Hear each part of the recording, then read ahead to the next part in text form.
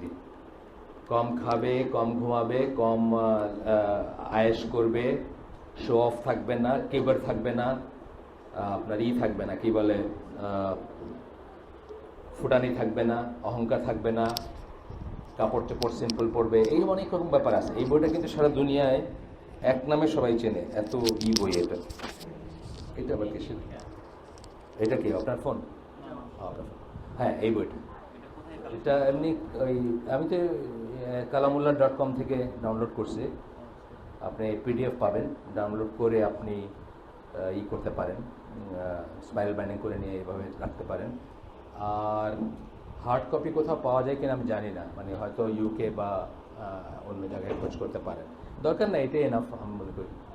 আমি এটা থেকে সিলেটে ধারাবাহিক 3টা না 4টা দার্স হয়েছে আমাদের, আরও হবে ইনশাল্লাহ। ইংল্যান্ডে থাকে একটা ভাই তামিম আশরাফ, ওর রিকোয়েস্টে আমরা সিলেটে এটা শুরু করছিলাম। আমরা আমাদের অরিজিনাল ইস্যু ফিরে যাই ট্র্যাকে। একটা সপ্তাহ আমরা চিটচেট করছি, গল্প করে কাটাইছি, কিছুই করি নাই গত সপ্তাহটা। ও, আপনি কি চান? ল্যাপটপ চান? মেহেদি তো আছে, হ্যাঁ আছে। ল্যাপটপটা পাবেন, তবে ওই মডেমটা আমি আজকে আনি নি। অন্য কোনো কারো মডেম থাকলে ইউজ করতে হবে, আর না হলে মডেমটা আমার গাড়িতে রয়ে গেছে, চলে গেছে বোধহয় গাড়ি। হ্যাঁ, আসসালাম।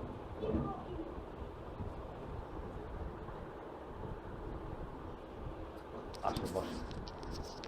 তো এই বইটা আমি মনে করি বাবা মাদের উচিত রাখা, ঘরে ছেলে মেয়েদের কী করে পালবেন সেটার জন্য, আর টিচারদের উচিত বিশেষ করে যে কি কি আদব পড়াশোনা করানোর, জ্ঞান দেন শিক্ষার কী কী আদব, এটা জানার জন্য। তো আমাদের এই টিচারদেরকে আজকে বললাম যে ওনাদের এখানে একটা পার্টি হয়েছে, সোকল ক্লাস পার্টি, মানে হিপস ক্লাসে সবাই খাওয়া দাওয়া করছেন। এগুলা কাফের ট্র্যাডিশন, এগুলো আমাদের ট্র্যাডিশন না। সবাই বাড়ির থেকে খুব দামি দামি খাবার নিয়ে, মজার মজার খাবার নিয়ে এসে একসাথে খাইলেন, উৎসব মানাইলেন, এগুলো আমাদের ট্র্যাডিশন না, আমাদের পড়াশোনার সাথে এগুলো যায় না।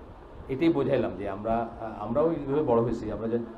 আমি যখন স্কুলে পড়তাম, ইংলিশ মিডিয়াম স্কুলে অথবা বাংলা মিডিয়াম স্কুলে, টিচারদের জন্য একটা ফুল নিয়ে যাওয়া, কি একটা কার্ড বানায় নিয়ে যাওয়া, এগুলো হলো কুফারের ট্র্যাডিশন। আমাদের টিচারদের সাথে আমাদের সম্পর্কটা বাবা মার সম্পর্ক মতো সম্পর্ক, একটা অন্যরকম সম্পর্ক, অনেক রেসপেক্টের সম্পর্ক, অনেক কি বলে, মানে অন্যরকম একটা সম্পর্ক। এটা মানে পবিত্র একটা সম্পর্ক, সেক্রেট একটা সম্পর্ক। এটা জিনিসপত্র আদান প্রদান এই ধরনের ব্যাপারের সাথে না আর কি। এগুলো কুফারের ট্র্যাডিশন আর কি, যে ওই কার্ড বানানো, এটা লেখা ওইটা লেখা, এটা টানানো ওইটা টানানো, বুঝছেন না? এইখান থেকে একটা কম্পিটিশন আসে। আপনি গোলাপ ফুল দিল, আপনার বাচ্চা দিল গোলাপি গোলাপ ফুল, আরেকজনের বাচ্চা একটা কালো গোলাপ ফুল নিয়ে আসলো, তার রেয়ার। তখন যে গোলাপি দিছে তার চিন্তা হবে তাহলে ওই টিচারকে বেশি ভালোবাসে, তো টিচারও মনে করবে যে এই বাচ্চাটাই আমারে বেশি করলো। এইভাবেই কিন্তু খারাপ জিনিসের সূচনা হয়। এই জিনিসগুলোর দরজা বন্ধ হয়ে যায়। আমাদের ট্র্যাডিশন এগুলো নাই, এইসব ব্যাপারগুলো নাই আর। ঠিক আছে, আমরা আমাদের বই আর ফিরে আসি। এই বইটা আমরা প্রায় শেষের দিকে, ধরেন 4 ভাগের 3 ভাগ আমরা শেষ করে ফেলছি। তারপরেও আমি মনে করি যে বাকিটুকু ধৈর্য ধারণ করে শেষ করা উচিত। যাদের ধৈর্য আছে তারা শিখলেন, যাদের নাই তারা তো আর কন্টিনিউ করেন না, বা তারা আসেন না, অথবা আসলে একদিন আসলে 3 দিন আসেন না।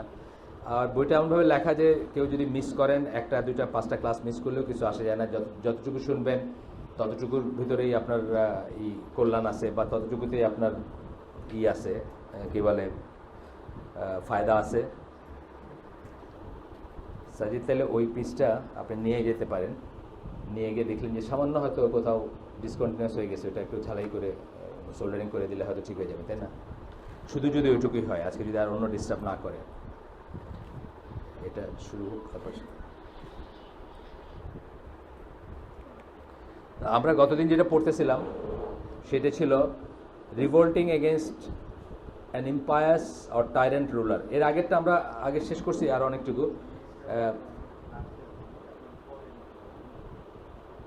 এক্সট্রিমিজম, এই বইটার নাম আপনারা সবাই জানেন। আবার আমি যেহেতু অনেক দিন পরে রোজা গেল, তারপরে একটা উইক গেছে, আমরা অন্য কথা বলছি। Religious extremism in the lives of contemporary Muslims বইটার নাম। সমকালীন মুসলিমদের জীবনে ধর্মীয় চরমপন্থা, বাংলা যদি করি আমরা।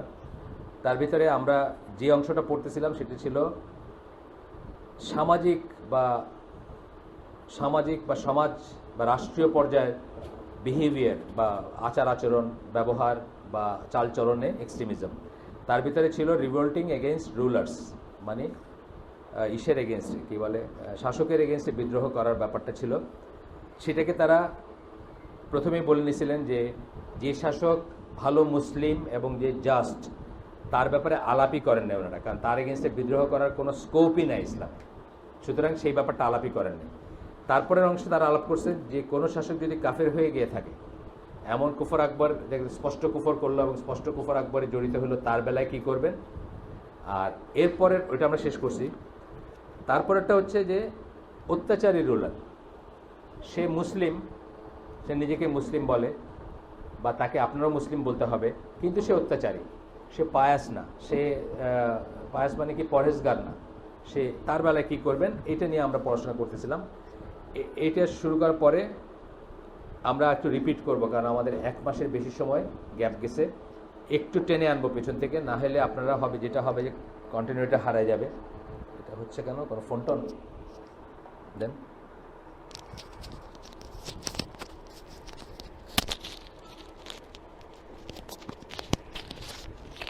ঠিক আছে, দরকার হলে এটা একটু কমাই দিতে পারি, তাহলে সেন্সিটিভিটি একটু কমে। সো এখানে আমরা 4 ভাগে, এখানে একটা কোটেশন দিয়ে আনজাস্ট রুলার্স, সে মুসলিম, সে রুলার, কিন্তু সে আনজাস্ট, সুবিচারক না। যেমন ধরেন হাজ্জাজ বিন ইউসুফ, কথার কথা, খুব ফেমাস একটা উদাহরণ, আনজাস্ট মুসলিম রুলারের উদাহরণ। মদিনায় সেই প্রথম যুগের রুলার, সে মদিনা গভর্নর ছিল, সে যেমন ছিল আর কি, বা এই ধরনের আরও অনেক রুলার হয়তো পরবর্তীতেও আসছে, তাদের বেলায় কী করবেন। একজন স্কলার, শাহরিস্তানি, ওনার একটা কোটেশন দিচ্ছে, the greatest difference of opinion in the nation is the difference concerning the খিলাফত, খিলাফতের ব্যাপারে। The source have not been drawn in Islam over any religious issues as they have over question of the ruler in every era. এই ব্যাপারটা ইসলামে খুব মারাত্মক বিতর্কিত একটা ব্যাপার, এবং প্রত্যেক যুগে এটা নিয়ে অনেক রক্তক্ষয় হয়েছে বা মারামারি হয়েছে, এখনও কিন্তু হচ্ছে। এখনও আপনি দেখবেন যে ইসলামী ওয়ার্ল্ডে কি, ইসলামী ওয়ার্ল্ডে দেখবেন বেশিরভাগ ক্ষেত্রেই হয়তো শাসকগুলা অত্যাচারী, অথবা পপুলার না, অথবা মানুষের পছন্দনীয় না, অথবা কু হচ্ছে, যেমন সিসির কথা ধরেন, বা অন্য একটা কু হয়ে একজন ক্ষমতা দখল করতেছে, তাকে মাইরা আরেকজন আসতেছে। এটা খুব কমন একটা সমস্যা আমাদের ইসলামী জগতের বা মুসলিম দেশগুলোর ভিতরে। সো এইটা কি করে হ্যান্ডেল করবেন, বা এটাকে মানে কিভাবে বুঝবেন, কিভাবে দেখবেন। এনে 4টা মত আছে, 4টা প্রধান মত। প্রথম মতটা হচ্ছে মুতাজিলা, জায়দিস, খারেজি অ্যান্ড মেনি অফ দ্য মুরজিয়া। জায়দি শিয়া যারা, মুতাজিলা, খারেজি। মুতাজিলা এবং খারেজিদের ব্যাপারে আমরা জানি এরা মানে সবচেয়ে বড় ভ্রান্ত দলগুলার 2টা। মুরজিয়াও আরেকটা ভ্রান্ত দল, মানে সবচেয়ে বড় ভ্রান্ত দলের আরেকটা মুরজিয়া। তো এরা মনে করে যে it is obligated to use it, sword, শক্তি, ক্ষমতা, if we are able to use the sword to remove the rebels and institute truth and justice. আল্লাহর এগেইনস্টে যে বিদ্রোহ করছে, আল্লাহর এগেইনস্টে বিদ্রোহ বলতে, রেবেলস বলতে এখানে বোঝাচ্ছেন যে কেউ যদি আল্লাহর আইনের ভিতরে ঠিক আল্লাহর আইন অনুযায়ী না চলে এখান থেকে যদি একটু ডেভিয়েট করে, ধরেন অত্যাচারী শাসক, কথার কথা, সে আপনার জমি জমা নিয়ে নিচ্ছে, সে আপনাকে, আছে না কত এরকম, মানে তার এগেনস্টে কী করবেন। তা বলতেছেন যদি সম্ভব হয় তাহলে তাদের এগেনস্টে অস্ত্র ধরাটা ওয়াজিব। এটা হচ্ছে এই গোষ্ঠীর মত। শিয়াদের মত হচ্ছে রাফিদি শিয়া, যারা শিয়াদের অনেক সেক্ট আছে, রাফিদি শিয়াদের কথা আমরা বলতেছি। রাফিদি শিয়া কারা? রিজেক্টর, যারা জয়নুল আবেদিনকে যারা রিজেক্ট করছিল, কারণ উনি ইয়াজিদ সম্বন্ধে বলছিলেন যে উনি আলী রাদিয়াল্লাহু হোসেন রাদিয়াল্লাহু বংশধর, কিন্তু উনি যখন ওনাকে নিয়ে খুব ভালো ট্রিট করছিলেন ইয়াজিদের দরবারে বা ইয়াজিদের রাষ্ট্রযন্ত্র, তখন উনি বলছিলেন যে না, তার এগেনস্টে বিদ্রোহ করা যাবে না বা তার এগেনস্টে অস্ত্র ধরা যাবে না। এই কথাটা শোনার পরে তাকে যারা রিজেক্ট করছিল, সেইখান থেকে রাফিদি কথাটা আসছে। রাফিদি কথার মানে হচ্ছে রিজেক্টর, রাওয়াফিদ হচ্ছে প্লুরাল। এর ভিতরে ইরানিয়ান রাষ্ট্রযন্ত্র, এই 12 শিয়া যারা, তারা রাফিদির ভিতর পড়ে। তারা মনে করে the use of the sword is not valid even if one is killed until the expected imam appears and orders its use. আপনাকে যদি মেরেও ফেলে তাইলেও আপনি অস্ত্র ধরতে পারবেন না অত্যাচারী শাসকের এগেনস্টে, যদি না ততক্ষণ পর্যন্ত ওয়েট করতে হবে যখন তাদের একজন ইমাম আসার জন্য তারা ওয়েট করতেছে, 12তম ইমাম, সে আসে যদি এবং সে এসে যদি অর্ডার করে ততক্ষণ পর্যন্ত আপনি অস্ত্র ধরবেন না, আপনি সহ্য করে নেবেন, আপনাকে মারতেছে, আপনাকে কাটতেছে, আপনি সহ্য করে নেবেন। এটা হলো সেকেন্ড মব। 3 নম্বর হচ্ছে আবু বকর ইবন আল আসম। ইনি কে সেটার আছে এখানে, উনি কে তার সম্বন্ধে এখানে বলা আছে। উনি জাস্ট আমি দেখি একটু, মুতাজিলাদের একজন ছিলেন, যুগটা আছে কিনা আমি একটু দেখতে যাচ্ছি। যাই হোক, ওনার অনেক ছিলেন, অনেক ফলোয়ার ছিলেন। উনি এবং ওনার ফলোয়াররা মনে করতেন if the people agree upon a just imam, they should revolt, use the sword with him and remove the rebels and tyrants. আপনার মানুষজন যদি একজন সুবিচারক ইমামের আন্ডারে ইমাম বেছে নেয় এবং তার ব্যাপারে অ্যাগ্রি করে, তাকে যদি পছন্দ করে, তাহলে সবাই ইউনাইটেড হয়ে ওই লোককে সরাবে ক্ষমতা থেকে। এটা ইসলামিক হিস্ট্রিতে আমরা দেখি হয়েছে কি, একজনকে মনে করে তাকে সামনে নিয়ে গিয়ে তাকে নিয়ে চেষ্টা করছে অন্যদেরকে সরাইতে বা ইসেকে। 4 নম্বর হচ্ছে আহলে সুন্নাত জামার যে মত। আহলে সুন্নাত জামা মানে আমরা নিজেদেরকে যা হওয়ানোর চেষ্টা করতেছি। আহলে সুন্নাত জামা কোনো দলের নাম না, এটা একটা মেথোডোলজির নাম, এটা একটা পদ্ধতির নাম। আগেও আপনাদের বলছি সেই পদ্ধতিটা কি, যার উপর রাসূল এবং তার সাহাবীরা ছিলেন, সেই পথের যে পদ্ধতি, সেটার যে প্রক্রিয়া, সেটার যে আকীদা, সেটার যে মানহাজ, এইটার উপর যারা হইতে চান বা এটাতে যারা থাকতে চান তাদেরকে আমরা আহলুস সুন্নাহ ওয়াল জামা বলি। কখনো কখনো এদেরকে আহলুল হাদিস বলা হয়। আহলুল হাদিস আর বাংলাদেশের আহলে হাদিস এক না, এটা আমি অনেক সময় ক্ল্যারিফাই করি, আবারও করতেছি। বাংলাদেশের আহলে হাদিসের 13টা, আমার জানা মতে 13টা সেক্ট আছে এবং প্রত্যেকটা সেক্টের নিজস্ব কিছু ধ্যান ধারণা আছে এবং নিজস্ব কিছু আইডিয়া আছে, নিজস্ব কিছু এটা দিয়ে কমাইতে পারেন চাইলে, হ্যাঁ, যদি ইকো হয় বা হয়, ওই একটা সাউন্ড হয় না, চিকন সাউন্ড, হ্যাঁ, শার্প সাউন্ড, ওটা। যাই হোক, আমি অলওয়েজ এটা ক্লারিফাই করি এই জন্য যে বাংলাদেশে আহলে হাদিস হচ্ছে একটা সেক্টরিয়ান চেষ্টা অনেক সময়। আমি সেটা বলতে চাই না। আহলুল হাদিস বলতে আহমদ বিন হাম্বল কে যে সেন্সে আমরা আহলুল হাদিস বলি, যে হাদিসের লোক, অর্থাৎ হাদিসকে মানে যে মর্যাদা দেওয়া উচিত, যে পজিশন হওয়া উচিত, সেই পজিশন হিসাবে হাদিসকে সেই পজিশন দেয় বা সেইটুকুই করে মানে, তাদেরকে আমরা আহলুল হাদিস বলি। এটার সাথে আহলে হাদিসের সামান্য একটু তফাৎ আছে। বাংলাদেশের আহলে হাদিস হচ্ছে একটা মানে সেক্টারিয়ান মুভমেন্ট বলতে পারেন, বা সেক্টারিয়ান আহলে হাদিস আন্দোলন আছে, জমিয়তে আহলে হাদিস আছে, তারপরে আরও XYZ অনেক কিছু আছে। আমরা সেটা বোঝাইতে চাচ্ছি না। আমরা জেনেরিক সেন্সে আহলুল হাদিস, অর্থাৎ আমরা হাদিস মানি, হাদিসকে যে মর্যাদা দেওয়া উচিত সেই মর্যাদা দিই। কী মর্যাদা দেওয়া উচিত কে বলবেন বলেন তো? হাদিসের কী মর্যাদা একজন খুব এক সেন্টেন্সে বলেন কেউ, অনেকদিন ধরে যারা আছেন আমাদের সাথে। সাজিদ কি বলবেন? পাবেল, কি মর্যাদা দেওয়া উচিত হাদিসকে?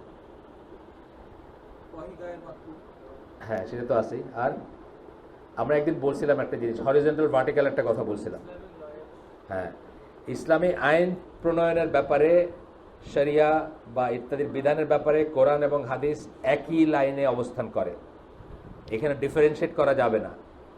হাদিস যদি বলে নো, কোরআন যদি বলে ইয়েস, এখানে একটার এগেনস্টে একটাকে দাঁড় করা যাবে না। বুঝতে হবে যে এখানে আমাদের বুঝের একটা তফাৎ, আমাদের বুঝের একটা সমস্যা আছে, কারণ দুইটা কোনটার চেয়ে কোনটার মর্যাদা বেশি এই বিতর্কে যাওয়া যাবে না।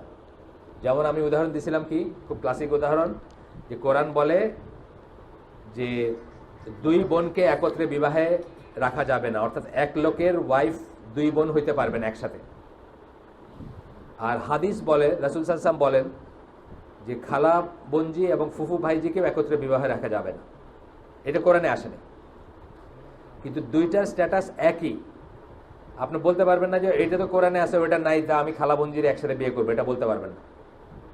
হরিজন্টাল ইসে আইন প্রণয়ন, শরিয়া, ফরজ ওয়াজিব করা বা না করা, এই ব্যাপারে একই এক্সিসে থাকবে সহিহ হাদিস বা রাসূল সাল্লাল্লাহু আলাইহি ওয়াসাল্লামের কথা এবং কোরআন।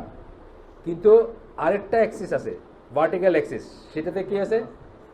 কোরআন তেলাওয়াত করেন, আলিফ লাম মিম, কিচ্ছু বুঝি নাই, কিন্তু আমার সওয়াব হয়েছে। হাদিস পড়ছেন, এই পড়ার জন্য কেবল কোনো সওয়াব নাই, এখানে কোরআনের মর্যাদা হাদিসের অনেক অনেক উপরে, বুঝছেন না? তাহলে সুন্নাহর মর্যাদা বলতে আমরা বোঝাচ্ছি যে লেজিসলেশনের ব্যাপারে কোরআন এবং সুন্নাহর ভিতরে ডিফারেন্সিয়েট করা যাবে না। আল্লাহ রাসূল সাল্লাল্লাহু আলাইহি ওয়াসাল্লাম যদি কিছু বলে থাকেন,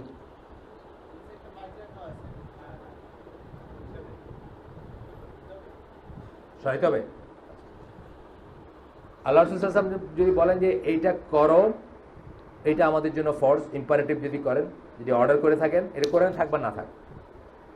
আর এমন কোনো মিনিং দেওয়া যাবে না যে কোরআন এবং হাদিসকে মুখামুখি দাঁড় করানো যায়, অর্থাৎ একটার এগেনস্টে একটা দাঁড় করানো যায় এবং বলা যায় যে আইদার দিস অর দ্যাট, এটা বলা যাবে না। বলতে হবে অ্যান্ড অর না, কোরআন অ্যান্ড সুন্নাহ, কোরআন অর সুন্নাহ না। এটা খুব ভালো একটা বোঝার জিনিস, কিন্তু জানার জিনিস। যাই হোক, আমি ফিরে যাই আমাদের কথায়।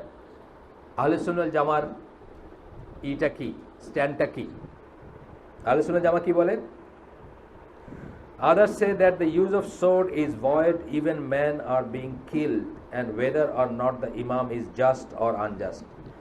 সে যদি মানুষজন হত্যাও করে এবং সে যদি জাস্ট বা আনজাস্ট যাই হোক না কেন, তবুও আপনি অস্ত্র ধরতে পারবেন না তার এগেনস্ট, শাসকের against. we are not to remove him even if he is impious. সে যদি পরেশগার নাও হয় তাহলেও আমরা তাকে সরানোর চেষ্টা করতে পারবো না। They reject the idea of rebelling against the ruler, খুরুজ আলাল হুক্কাম, বা রুলারের এগেনস্টে বিদ্রোহ করার আইডিয়াটাই তারা রিজেক্ট করেন। and are not of that opinion at all. This is the view of the ashab al hadith, followers of hadith, মানে আহলুল হাদিস যারা, অথবা আহলুস সুন্নাহ ওয়াল জামা যাদেরকে আমরা বলি, তাদের ভিউ হচ্ছে এটা। তাহলে দেখেন, আমরা অনেক সময় না বুঝে না জেনে পড়াশোনা না করে অনেক সময় ধরেন সৌদি আরবের শাসকদের কথা বলতেছে। ইট ইজ ট্রু, সৌদি আরবের শাসকদের ভিতরে অনেক খারাপ জিনিস আছে, অনেক অনেক খারাপ জিনিস আছে। এখান থেকে আমরা প্রশ্ন করি যে এইসব স্কলাররা কেন ডাক দেন না মানুষের? এইসব স্কলাররা এত পপুলার না? সুদায়েস বলেন, আপনার কি বলে ফৌজান বলেন, বা আগে ছিলেন যারা ওসাইমিন বলেন, এনারা এত পপুলার যে আমাদের এখানে যেরকম একটা জেমসের গানের দিন, যেরকম শহরে ধরেন সিলেট শহরে জেমস গান গাইতে গেছে নগর বাউল, তো কি হয়, মানে সব পার্কিংয়ের জায়গা নাই, যেখানে গাড়ি রাখার জায়গা নাই, গাড়ি চলাচল আর এক্সট্রা ট্রাফিক। সৌদি আরবে হলো যে কোনো শহরে যখন একজন স্কলার আসলেন, এই শ্রেণীর স্কলার আসলেন, তার একটা দার্স হবে, তার একটা হালাকা হবে, বা তার একটা সভা হবে, এই সেম অবস্থা আর কি, উৎসব লেগে যায়। আপনি পার্কিংয়ের জায়গা পাবেন না, আপনি রাস্তায় এটা পাইতেছেন না, আপনি দোকানে খাবার পাইতেছেন না, মানে সব জায়গার থেকে মানুষ ফ্লক করতেছে। এটা হলো মানে কাফিরতন্ত্র আর ইসলামতন্ত্রের ভিতর তফাৎ, এটাই হওয়ার কথা। যাই হোক, সেই দেশেও আমাদের অনেক সময় প্রশ্ন জাগে, দুঃখ লাগে, অভিমান হয়, রাগ হয় যে কেন স্কলাররা এইগুলোর এগেনস্টে দাঁড়ান না। এই যে হিয়ার লাইজ দ্য দলিল আর কি, কেন তারা দাঁড়ান না? তারা এটাকে মানেন, তারা এটা দলিলটাকে মানেন, তারা এই মেথোডোলজিটাকে মানেন, সেই জন্য তারা দাঁড়ান না। তারা যেটা করণীয়, এখানে আহলে সুন্নাহ জামা যেটাকে করণীয় মনে করে, তারা সেই ফ্রেম অনুযায়ী করণীয়টুকু করে। এখানে জারির তাবারি ওনার একটা আছে,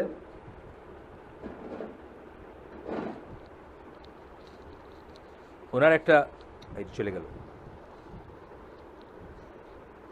বুঝছেন? এখন কিন্তু এখানে কিছু হয়নি, এই চলে যাওয়াটা ওইখানে হয়তো কোনো একটা লুজ কানেকশন আছে।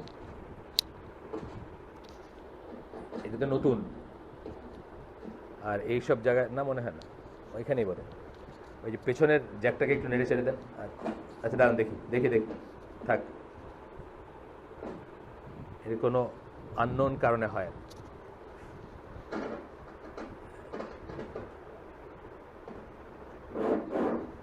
হ্যাঁ, ওইখানে একটা লুজ কানেকশন থাকতেই পারে, বা টুইস্টেড হয়ে গিয়ে হয়তো একটা। ঠিক আছে, থাক, দেখি। আপনি এটা ঠিক করাই দেন আর কি, মোট কথা আপনার দায়িত্ব। চাকরি না, মানে আপনি যেহেতু এই লাইনের মানুষ। তো জারির তাবারি বলতেছেন যে এটা নিয়ে শুরুর থেকেই ডিফারেন্স আছে স্কলারদের ভিতরে, দুইটা মত আছে, দুইটা মেজর মত। তার একটা হচ্ছে যে অত্যাচারী শাসক হইল, তার এগেনস্টে বিদ্রোহ করা যাবে না, মানে এই জেনারেলি বলতেছেন, 4 গ্রুপের কথা বাদ দিয়ে এখন মতের কথায় আসলে আরেকটা মত হচ্ছে,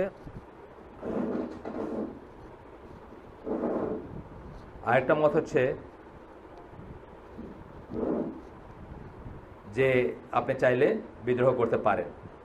তা আমরা প্রথম মতটা নিয়ে আলোচনা করছিলাম গতদিন, আবারও আমরা বলতেছি, মেজরিটি অফ দ্য আহলুস সুন্নাহ ওয়াল জামা are of the view that it is forbidden to make an armed rebellion against oppressive or unjust rulers as long as their wrong does not reach the level of kufr. কুফরের লেভেলে না পৌঁছাইলে একটা অত্যাচারী বা একটা মানে সুশাসক না এরকম লোকের এগেনস্টে অস্ত্র ধরাটাকে হারাম মনে করেন majority of the scholars of আহলুস সুন্নাহ ওয়াল জামা। আহলুস সুন্নাহ ওয়াল জামার মেজরিটি স্কলার, বেশিরভাগ স্কলার মনে করেন তার এগেনস্টে আপনি অস্ত্র ধরতে পারবেন না, ধরা উচিত না আপনার। This was the opinion of a number of companions: Saad bin Abi Waqqas, Osama bin Zayed, Ibn Umar, মানে Abdullah ibn Umar, Muhammad ibn Maslama সহ সাহাবীদের, এইসব সাহাবী যাদের নাম বললাম, আরও সাহাবীদের মত ছিল এটা। This is also the view of the vast majority of আহলুল হাদিস। আহলুল হাদিস টার্মটা শুরু হয়েছে কবে? আহমদ বিন হাম্বলের সময় থেকে, আপনি জানেন। তো এরপরে যারা হাদিসের, এখন তো একটা হাদিস মানেন আর মানেন না, একটা আছে না, দুনিয়া একটা ভাগ আছে না, এটা অস্বীকার করার উপায় নেই। আহলুস সুন্নাহ জামা বা আহলুল হাদিস যাদের বলতেছি তাদের সাথে অন্যদের তফাৎ আছে না। অনেক বলে হাদিস কে কোথায় লিখছে, ঠিক আছে নাকি, বহু মানুষ আছে, ইভেন আমাদের একদম প্রচলিত সমাজে আছে, দেখবেন বলবে যে হাদিস দিয়ে একটা কিছু বললে আমাকে একদম খুব, উনি আহলে হাদিস, জন্মগত আহলে হাদিস, সাতক্ষীরা বাড়ি, এই দেশের খুব নাম করা একজন মানুষ। উনি আমার হালাকায় আসছিলেন একদিন আমার বাসায়, অনেক আগে, 5-7 বছর আগে। উনি আমার বলতেছেন যে এই হাদিসটা কি কোরআন দ্বারা অথেন্টিকেটেড নাকি, একটা হাদিস শুনে বলতেছেন হাদিস কোরআন দ্বারা অথেন্টিকেটেড হইতে হবে এমন কোনো কথা নেই, আছে এমন কোনো কথা নেই। কোরআন হাদিস দ্বারা অথেন্টিকেটেড হইতে হবে, তাই না? কোরআন হাদিস দ্বারা অথেন্টিকেটেড। কোরআন যে কোরআন আপনি জানেন কেমনে?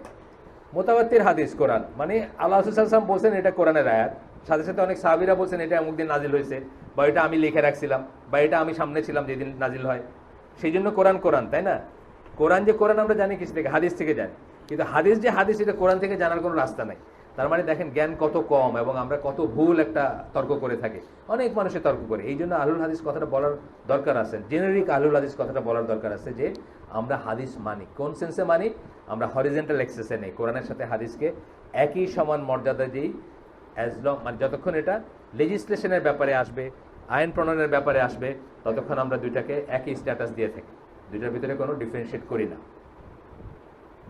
যাই হোক, ইমাম নওয়াবির কথা আসতেছে। ইমাম নওয়াবিকে আমরা, যদিও উনি শাফি মাযহাবের অনুসারী ছিলেন, তখনকার দিনে তারা একটা মাযহাবের অনুসারী হইলেও ডগমেটিক ছিলেন না। তারা কোনো সময় মানে এইসব বড় স্কলার যারা, তারা কোনো সময় ওইটা নিয়ে অন্ধই করতেন না, ওইটা শুধু শুদ্ধটুকুই নিতেন, ভুলটুকু নিয়ে, আর ভুল কমও ছিল, আর প্লাস ভুলটুকু নিয়ে মাতামাতি করতেন না। এই জন্য আপনি দেখবেন আহলুস সুন্নাহ জামার স্কলার লিস্টে দেখবেন হানাফিরা আছেন, যেমন ধরেন আছেন ইবন আবি ইজ আল হানাফি, উনি হানাফি, কিন্তু ওনাকে সবাই মানে, ওনাকে সকল ইরা মানে, সকল মাযহাবের সবাই ওনার সরা, এই যে ইসের কি নাম, আকিদা তাহাবির যে সরাটা আছে ওটা সবাই পড়ে, এই সালেহ আল হুসাইমিনের ওইটার উপর লেকচার আছে, ওইটার উপর কাজ আছে, বই আছে, মোহাম্মদ বিন সালেহ আল হুসাইমিনের, কোনো সমস্যা হয় না। কারণ তারা ওইরকম আমাদের মতো এরকম ডগমেটিক বা বাইগট্রি যেটাকে বলি আমরা, মানে আমার এটাই ঠিক আর কিছু ঠিক না দুনিয়ার, এরকম ছিলেন না তারা। ইমাম নওয়াবী যেমন শাফি মাযহাবের অনুসারী ছিলেন, বা কিছু কিছু ব্যাপারে তার সামান্য সমস্যা থাকলেও তাকে আহলে সুন্নাহ জামার একজন স্কলার ধরা হয় এবং তার কথাগুলোকে দলিল ধরা হয়, with 1 or 2 exceptions হয়তো। তো উনি বলতেছেন, as for rebelling against them and fighting them, this is forbidden according to the consensus of the Muslims. ইজমা বলতেছেন, মুসলমানদের ইজমা অনুযায়ী, even if they were impious oppressors, ইজমা অনুযায়ী তাদের এগেনস্টে অস্ত্র ধরা যাবে না, তারা যদি অত্যাচারী হয়, এমনকি তারা যদি না হয়, মানে পরহেজগার না হয়, অর্থাৎ তারা নিজেরা খুব দিনদার না হয়, তাহলে অস্ত্র ধরা যাবে না তাদের এগেনস্টে।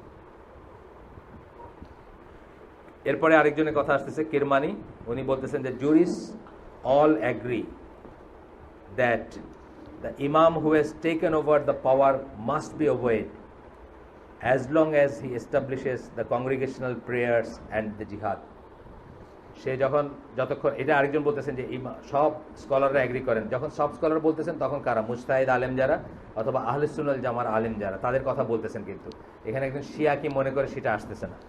তো উনি বলতেছেন যে তাদের এগেন্সে বিদ্রোহ করা যাবে না যতক্ষণ তারা জামাতের সালাতকে এস্টাবলিশ করেন এবং জিহাদের লিড দেন, মানে জিহাদের থাকেন।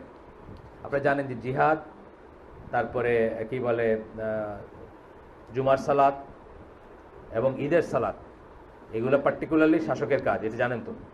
এটা কিন্তু বড় আলেমের কাজ না, এটা শাসকের কাজ। আলেমরাও তার পিছনে নামাজ পড়েন, আলেমরাও তাকে আমির মানেন এবং তার আনুগত্যে।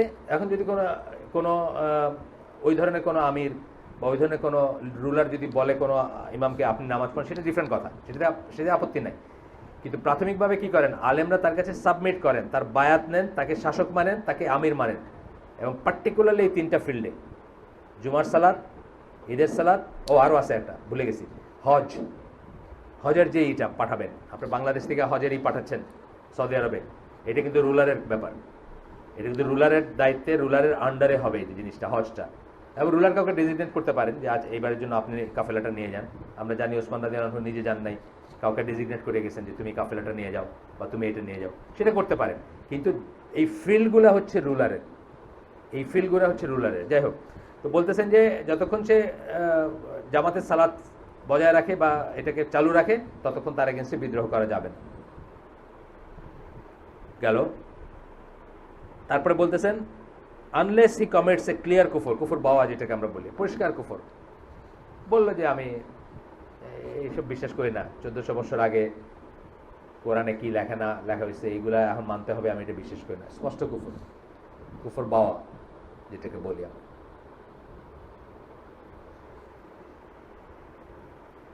ইন উইচ ইট ইজ, এই কেস, এইরকম যদি কেসটা হয়, it is not permissible to obey him. Indeed, in that case, it is obligatory to struggle against him by those who have the ability to do so. কুফরে যদি পতিত হয় সে, তখন তার এগেনস্টে স্ট্রাগল করাটা ওয়াজিব। কাদের জন্য? এখানে একটা ছোট্ট ক্লজ আছে, যাদের ক্ষমতা আছে। দেখা যায় যে অনেক সময় আপনি একটা কিছু করে এমন ক্ষতি করলেন যে আগামী 100 বছরের কোনো চেঞ্জ হওয়ার কোনো আছে না? আমরা জানি না, এরকম কেস আছে না? আপনার কোনো ক্ষমতা নাই, আপনি চেষ্টা করলেন একটা কিছু, 100 বছরের জন্য আপনি এটাকে ডিফিকাল্ট করে দিলেন। এবং এমন ডিফিকাল্ট করে দিলেন যে 100 বছর ধরে যত অত্যাচার মানুষের উপর স্টিম রোলার নেমে আসলো, আপনার ওই কাজটার জন্য নেমে আসলো যে আপনি এটা করছিলেন। ফর এক্সাম্পল, আনোয়ার সাদাতকে যে মারছিল ইজিপ্টে, মায়েরা কি বলছিল যে আমি ফেরাউনকে হত্যা করছি। আসলে কি কিছু করতে পারছে?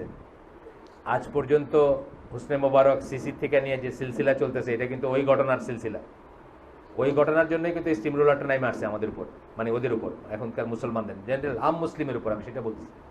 তাহলে কি আপনার সেই ক্ষমতা ছিল না? আসলে একটা লোককে মারছেন, একটা লোককে মারা মানে কি আপনি আসলে কিছু করলেন? একটা লোককে মারা কোনো সলিউশন না। আনোয়ার সাদাতে মারছেন তো কি হয়েছে? 1000টা আনোয়ার সাদাতে লাইন ধরে আছে।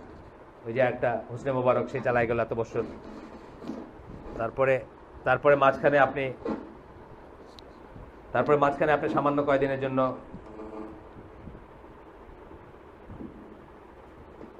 আচ্ছা আমি একটু ফোনটা ধরি, আকরাম ভাই একটু ফোন করছেন কেন আমি দেখি।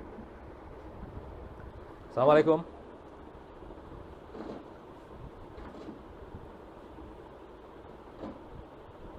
আমি তো আইসিডিতে আছি। হ্যালো, জি ভাই বুঝছি, বলেন। না, ঢাকায়।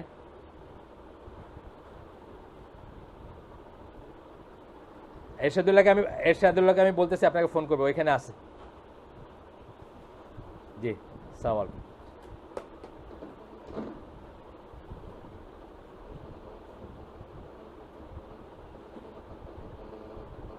ঠিক আছে, আমি বলতেছি ওকে ফোন করবে আপনাকে। জি, আসসালামু আলাইকুম। এরশাদ আছে না? ফোন করতে বলেন আকরামুজ্জামান। আচ্ছা আপনি একটু বলে দেন, ফোন করে বলে দেন আকরামুজ্জামানকে ফোন করতে বলেন। জুমার খুতবা আছে তো ওইখানে, ওই জন্য বোধে নাহিদকে বলতেছি আমি। এরশাদকে একটু বলে দেন আকরামুজ্জামানকে ফোন করতে।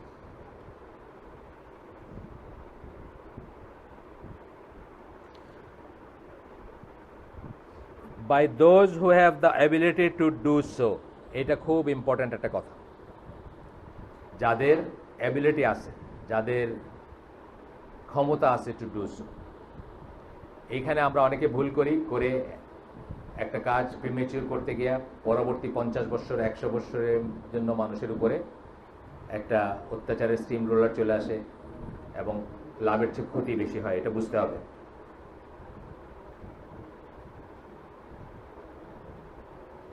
ইবন বাত্তাল আরেকজন স্কলার, উনি বলতেছেন জুরিস মানে কারা? ফকি যারা, ফিক শাস্ত্রবিদ যারা।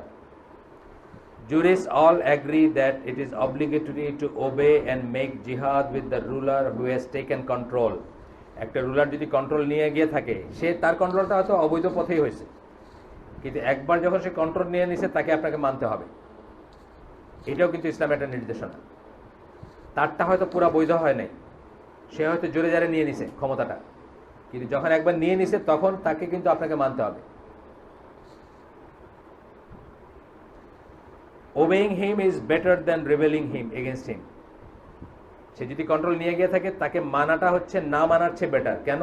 না মানতে গেলেই রক্তক্ষয় হবে, অহেতুক রক্তক্ষয় হবে, এবং ইসলামে ফিতনা এবং রক্তক্ষয়টাকে প্রচন্ড রকম অপছন্দ করা হয়। হত্যার চেয়ে ফিতনা বেশি ক্ষতি করে, এটা কোরআনের আয়াত, আমার কথা না। ফিতনাটা ট্রিবুলেশন কোনো ঠিক নাই, আপনি বাইরে গেলেন, আপনি মরে গেলেন, আপনি গেছেন বাইরে, ফিরে আসবেন কিনা কোনো ঠিক নাই, আমি আপনার যেখানে পারতেছি মারতেছি, আপনি আমার যেখানে পারতেছে মার, ইত্যাদি ইত্যাদি ফিতনা যেগুলো হয়, আর যেগুলো আমাদের দেশে আমরা দেখছি, অনেকবার দেখছি না আমরা এগুলা। এই যে অক্টোবর কি 28 অক্টোবরে আমরা দেখলাম না যে যে সিচুয়েশনটা হইলো, বা তার পরবর্তী সময় আরও দেখছি আমরা, সেটা কথা বলতেছেন যে obeying him is better than rebelling against him. তাকে মানাটা তার এগেনস্টে বিদ্রোহ করার চেয়ে বেটার। কেন বলতেছেন? This option prevents the spilling of blood and repels catastrophes. রক্তক্ষয়কে প্রিভেন্ট করে এটা। হ্যাঁ, কিছুটা আপনি ছাড় দিলেন, আপনি জানেন সে আইডিয়াল না, আপনি জানেন সে হযরত ওমর না, আপনি জানেন সে বেস্ট রুলার না, তথাপি আপনি তাকে মেনে নিলেন। কতক্ষণ? যতক্ষণ সে কুফর বাওয়া না করল। আর কুফর বাওয়া করলেও আপনি যে তার এগেন্সে দাঁড়াবেন সেই ক্ষমতা আপনার আছে কিনা সেটা একটা বিচার্য বিষয়। There is no exception to that unless the ruler falls into blatant kufr. এটা কোনো এক্সেপশন নাই, এই রুলটা সবসময় প্রযোজ্য যদি না রুলার ব্ল্যাটেন্ট কুফর মানে স্পষ্ট এবং একেবারে অকাট্য কুফরের ভিতর পতিত হয়, তাছাড়া এই রুলটাই ভ্যালিড। অর্থাৎ আপনাকে মানতে হবে তাকে, আপনি 2 ঘা যদি খান তাইলেও আপনি তাকে মানবেন। এবং আমরা আমাদের বড় বড় স্কলার ইবন তাইমিয়া, আপনার ইমাম আবু হানিফা এবং ইমাম আহমদ বিন হাম্বল, এমনকি ইমাম মালিক, তাদের প্রত্যেকের বেলায় আমরা দেখি যে তারা মারাত্মক রকম অত্যাচারিত হয়েছেন ব্যক্তিগতভাবে, তাদেরকে পিটানো হয়েছে, তাদেরকে মারা হয়েছে, তাদেরকে ড্র্যাগ করে রশি বাইন্দা টাইনা নিয়ে যাওয়া হয়েছে, তথাপি তারা সেই সমস্ত রুলারের এগেনস্টে অস্ত্র ধরেন নাই বা বলেন নাই যে সবাই ডাক দেয় না যে চলো ব্যাটারে সবাই মিলা নামায় ফেলি গদির থেকে, সেটা করেন নাই তারা। এখানে আমাদের জন্য শিক্ষণীয় আছে, এবং এই শিক্ষাগুলো আমাদের নাই দেখে আমরা সৌদি স্কলারদেরকে মনে করি অনেক আজে বাজে কথা বলি। আমরা আজে বাজে কথা বলি না, গ্রিন জোন স্কলার বলি, কেউ বলে হায়াজ নিফাসের স্কলার, মানে এরা খালি এটাই কইতে পারে হায়াজ আর নিফাসের হিসাব, আর কোনো হিসাব নাই, মানে রাষ্ট্রযন্ত্র চেঞ্জ করার কোনো ফিকির নাই, এই বলে, কিন্তু অনেক বলে। এই বইতেও আছে কথা যে এই যখন স্কলাররা একটা মেথোডোলজি ফলো করেন তখন তাদেরকে তুচ্ছতাচ্ছিল্য করা হয় এইসব বলে, যে এত কি, এ তো এই সৌদি আরবের বাদশার পকেটে আছে, খাওয়ায় দাওয়ায় পয়সা দে, গাড়ি দে, বাস অ্যালাউন্স নিয়ে সোনা দানা নিয়ে আসে। এই সমস্ত জিনিসগুলো ভুল, কারণ আমরা এই লিটারেচারগুলো জীবনে কোনোদিন পড়ি নাই। এবং এগুলো হচ্ছে এগুলো কাদের কথা? আমাদের আহলে সুন্নাত জামাত 1400 বছরের best of the best scholars যারা, তাদের কথা কিন্তু এগুলো আমরা কোনোদিন পড়ি নাই। আমাদের বড়জোর ধরেন আল্লামা আজিজুল হক বা মৌলানা মদ্দি, এখানে আমাদের দৌড় শেষ, বলছে যে ধাপায়া পড়ো, বাস আমরা ধাপায়া পড়লাম শেষে। কিন্তু আমরা কোনোদিন আমাদের যে স্কলারলি সিলসিলা যেটা আছে ওটা কেয়ারও করি নাই, ওটা ঘাইটাও দেখি নাই।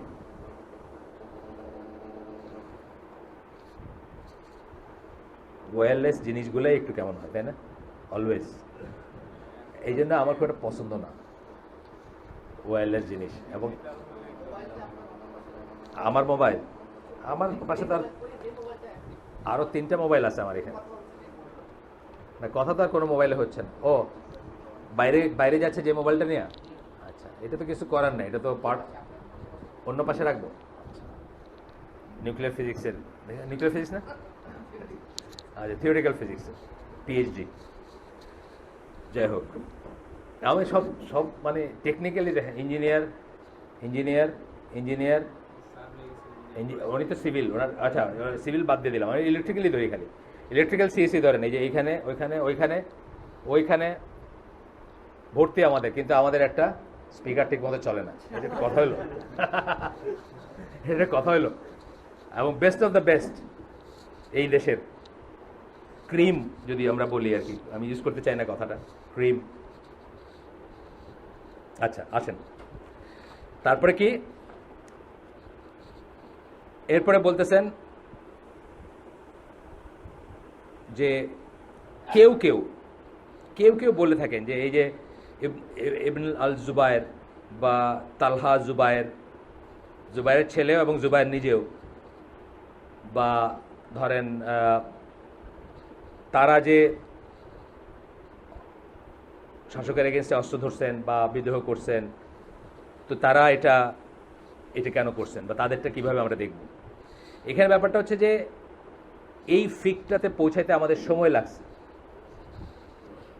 প্রথম যুগের মুসলিমরা এটা নিয়ে ঐক্যমত্যে পৌঁছাইতে বা এটাকে স্টাডি করতে সময় লাগছে। এখানে বলতেছেন সেটা যে originally there was difference of opinion on the issue and then the consensus ইজমা যেটা was reached that it is forbidden to rebel against them. Originally এটা নিয়ে কনসেনসাস ছিল না, ইজমা ছিল না, স্টাডি ছিল না, কোরআন হাদিসকে সমন্বয় করে এখান থেকে দেখা ছিল না, হাদিসগুলোকে কালেক্ট আসে না, মানে যে কোনো একটা বিষয় মুসলিম উম্মাহর এরকম অনেক, যেমন ক্লোনিং, এখন ক্লোনিং জিনিসটা আজ থেকে 500 বছর আগে চিন্তাও করে নাই কেউ। আজকে কিন্তু এটা প্রশ্ন চলে আসছে যে ক্লোনিং জায়েজ কি না জায়েজ। আপনি দেখবেন ইসলাম কেউ খুঁজলে দেখবেন আপনার এটার উপর রুলিং আছে। এরকমই ব্যাপার যে এই প্রশ্নটাই আগে ছিল না, যে এটাকে কি কোন চোখে দেখতে হবে বা এটাকে কি কি এটার ব্যাপারে আমাদের স্ট্যান্ড কি হবে। তারপরে যখন দেখা গেল এটা থেকে সমস্যা হচ্ছে, রক্তপাত হচ্ছে, তখন লেটার টাইমে দেখলাম যে আমরা স্কলাররা এটার উপরে অ্যাগ্রি করলেন। ধরেন প্রথম এই যাদের কথা আমি বললাম, যাদের বিদ্রোহের কথা বললাম, তাদের বিদ্রোহ বা তাদের যুদ্ধগুলো কখন ছিল? এই 4 ইমামের সময়কার আগের সময়, তাই না? 4 ইমামের সময়ের আগের সময়। তালহা জুবায়ের তাদের সময়টা আগে না, তারা সাহাবী না, তো তাদের সময়টা আগের সময় ছিল। তারপরে যখন দেখা গেল যে না এই ব্যাপারটা তো এরকম হয়, তাই এই ব্যাপারটা এই জিনিস হয়, তখন আস্তে আস্তে আস্তে আস্তে জিনিসগুলো শেপ নিল। দ্য অ্যাফার্মেশন অফ আহলুস সুন্নাহ ওয়াল জামাআহ that it is forbidden to rebel against the ruler is extremely clear in their writing. কিন্তু আহলুস সুন্নাহ ওয়াল জামাআহ স্কলারদের রাইটিং এটা এক্সট্রিমলি ক্লিয়ার যে এটা নাজায়েজ জিনিস, এটা করা যাবে না। In fact some consider that a matter of creed and include among the points of belief. কেউ কেউ মনে করেন এটা হচ্ছে আকিদার পয়েন্ট, এবং আকিদার পয়েন্টের ভিতরে আকিদা ইস্যু, এবং আকিদার পয়েন্টে তারা এটাকে ইনক্লুড করেন, আকিদার পয়েন্টের ভিতরে তারা এটাকে ইনক্লুড করেন। এখানে দলিল দিয়ে দিচ্ছেন কোথায় আছে এটা। ইমাম আহমদ বিন হাম্বল ওনার একটা আছে, আমি এটা গেলাম না, অনেক বড় একটা কোটেশন, এটাতে গেলাম না। এখানে বলে দিচ্ছেন যে আকিদা ম্যাটার মনে করেন, মানে যারা অন্যটা মনে করবে তারা তাদের আকিদা আহলে সুন্নাত জামাত আকিদার সাথে মিলে না, বা আহলে সুন্নাত জামাত আকিদার বাইরে বা পরিপন্থী, এইরকম আকিদা ম্যাটার মনে করেন। আকিদা ম্যাটারগুলো কিন্তু অনেক সময় আল্লাহ রাসূল সাল্লাল্লাহু আলাইহি ওয়াসাল্লাম নিজে ডিফাইন, যদিও এটা ওয়াহিদ থেকে নিতে হবে, কিন্তু নিজে ডিফাইন করে দিয়ে যান না। যেমন আপনি যে আকিদা তাহাবি পড়েন, তাহলে দেখবেন একটা পয়েন্ট হলো মোজার উপর মাসে করলে ওযু হয়, এটা কিন্তু একটা পয়েন্ট, এটা আকিদা পয়েন্ট। আকিদা পয়েন্ট কেন বলছেন? এই ব্যাপারে খারেজিদের যেমন একটা সেক্ট আছে ইবাদাইটস, তারা মনে করে যে এটা হবে না, ওযু হবে না। শিয়ারা মনে করে হবে না। সুতরাং এটা একটা আকিদা পয়েন্ট হয়ে গেছে পরে, কারণ এটা মনে না করার ভিতরে বিশ্বাসের ব্যাপার আছে। আমরা বিশ্বাস করি যে আল্লাহ রাসূল সাল্লাল্লাহু আলাইহি ওয়াসাল্লাম এটা বলছেন দেখেই এটাই হবে, অন্যরা এখানে যুক্তি আনে যে এই কারণে হবে না, ওই কারণে হবে না, এটা হবে না, ওইটা হবে না, এই জন্য এটা আকিদা পয়েন্ট হয়েছে। এটার উৎস হইতে হবে, আকিদা পয়েন্টের উৎস কোথায়? শুধুমাত্র কোরআন এবং সুন্নাহ আকিদার উৎস। কিন্তু সেই জিনিসটা এক সময় হয়তো মেনশন করা হয়নি কারণ এটা দরকার ছিল না, আরেক সময় মেনশন করা হলো এটা দরকার। যেমন আমরা হয়তো এক সময় দেখবো যে আকিদা পয়েন্টে এটা মেনশন করা হইতেছে যে হাদিস এবং কোরআনের ভিতর ডিফারেন্সিয়েট করা যাবে না। কথা কেন আজকে এই প্রবলেমটা শুরু হয়েছে যে একদল লোক কোরআনিয়ন বাইরেছে, যারা বলতেছে কোরআন মানলেই হবে, হাদিস মানতে হবে না, বা হাদিস থেকে কোনো কিছু গ্রহণ করা যাবে না, বা হাদিসের এই যে কোনো আইন প্রণয়ন করা যাবে না, বা কোরআনে যেটা আছে এটাই মাস্ট, হাদিসের যেটা আছে এটা অব্লিগেটেড না, এরকম মানুষ বাইরেছে না। আজকে হয়তো কোনো এক সময় এটাকে আকিদা পয়েন্ট হিসাবে আকিদা পয়েন্টের ভিতরে নিয়ে আসবেন যে হাদিস যে আমাদের শিরোধার্য, এটা আমরা এমনি জানি শিরোধার্য। আল্লাহ রাসূল সাল্লাল্লাহু আলাইহি ওয়াসাল্লাম যেটা বলছেন ডু বলে এটা আমাদের শিরোধার্য, ডু নট বলে যেটা বলছেন এটা থেকে বিরত থাকা আমাদের জন্য শিরোধার্য। এটা হয়তো আমরা আজকে হয়তো অনেকেই জানি, কিন্তু একটা সময় আসবে যখন অনেকে জানবে না বা জানলেও মানবে না, তখন এই পয়েন্টটাকে হয়তো উল্লেখ করতে হবে যে এটা একটা আকীদা পয়েন্ট।